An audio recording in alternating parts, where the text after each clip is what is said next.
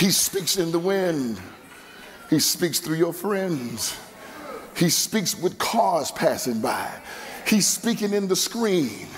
He's speaking in the oxygen that you're breathing, because there's nothing that has been created that has not had its source that comes from God. So everything that you see in this earth is God trying to give you direction and give you instruction. Even your heart itself has a God-sized hole in it that nobody can feel but him himself. He's always desired to have a place in your life, but you have to pause and you have to be quiet, which gives me to my second point, because I got to move quickly. My second point is, if it's going to be a home, if this house is going to be a home, then this house has to be a place of rest. In the text, he talks about the Sabbath. The Sabbath is a set apart day for you to not just lay in your bed, but a day for you to consecrate to God, a day for you to stop all of the other labor, the laborious activity, the stuff that man has told you that you have to do, and for you to focus on him, and for you to figure out, where are we going, God? What are you showing me? And I want to give you a few things that you can take with you before we get out of here.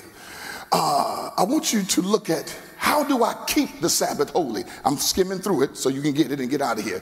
How do I keep the Sabbath holy? Because when he told them about the Sabbath, he's taking them back to the foundation of ministry, the foundation of the law. So if we were to build a house, if this is a house and we're going to build a house, then the foundation has to be built upon something.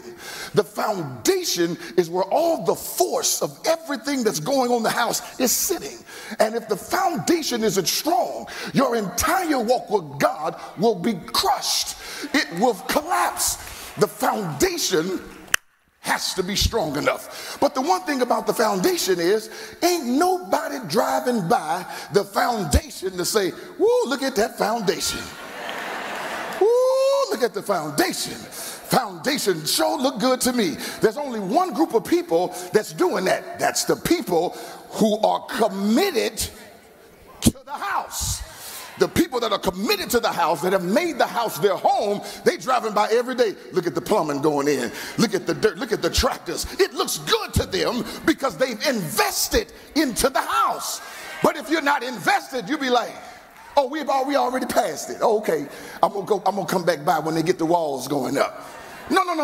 Don't come by when the walls go up. Come by when we're digging down into the ground.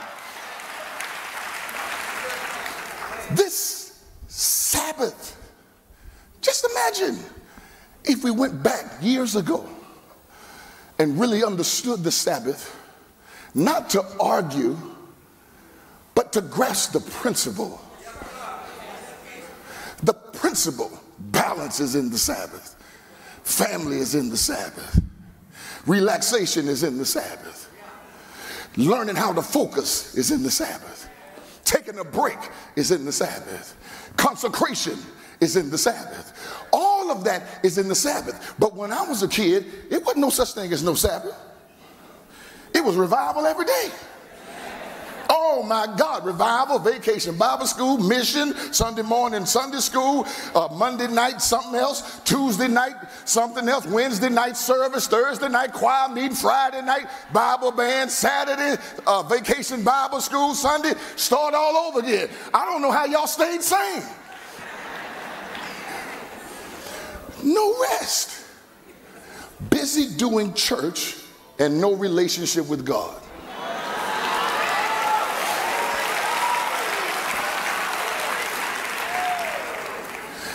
Mark 2, 27, 28. Can I teach it, y'all? Are y'all all right with that? It's 11:59. It feels real bad when like 100 people get them. So we all right? Y'all, we okay? Just give me a few minutes. How do I keep the Sabbath holy? Now he says in Mark 2, 27, 28, then he said unto them, the Sabbath was made for man. All right? Not man for the Sabbath. So the Son of Man is Lord even of the Sabbath.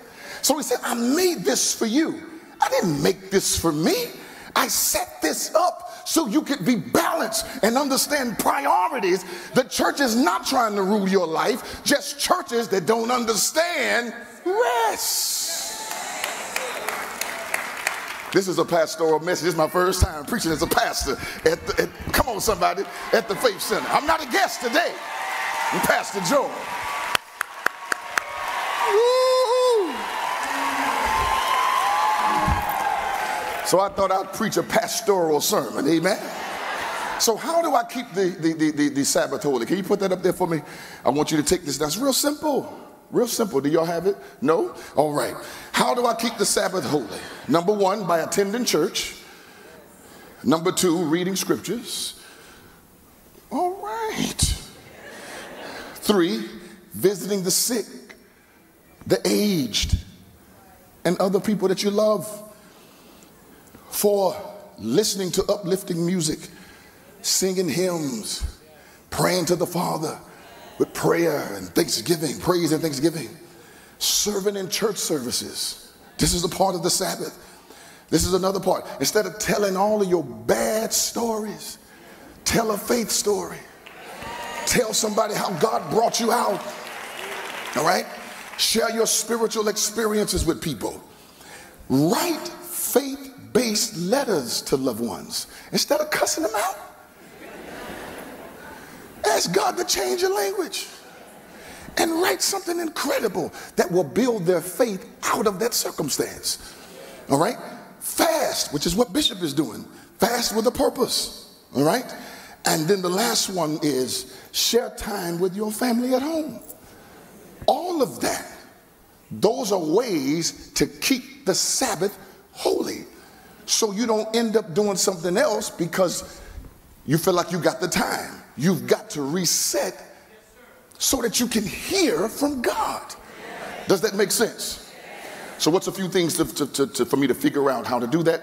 Will it uplift and inspire me? Does it show respect for the Lord? And does it direct my thoughts towards him? Those are three things that will put you in a season of rest to help you understand that this is not just a house, this is a home. Third thing, I'm moving quickly, is that if you notice, he talked about the eunuchs and the foreigners in the text. Did you see that part? So your third point would be that this is a house for all people. Anytime you go to a church and certain people are barred from it, it's not God's house. It's not God's house.